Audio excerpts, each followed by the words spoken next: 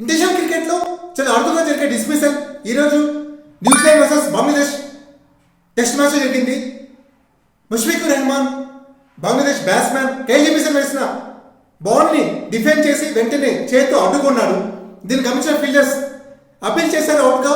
On field umpire third ఎంపైర్కి review చేశారు. Third umpire దీన్ని అవుట్గా అనౌన్స్ చేశారు. యాక్చువల్గా ఎంసీసీ రూల్ నెంబర్ 37 ప్రకారం బ్యాట్స్మెన్ ఉద్దేశపూర్వకంగా బాల్ని అడ్డుకున్న బాల్ని ఆపిన దీన్ని అంపైర్ అవుట్గా అనౌన్స్ చేయొచ్చు. అదే ముష్ఫికుర్ రెహమాన్ చేశాడు.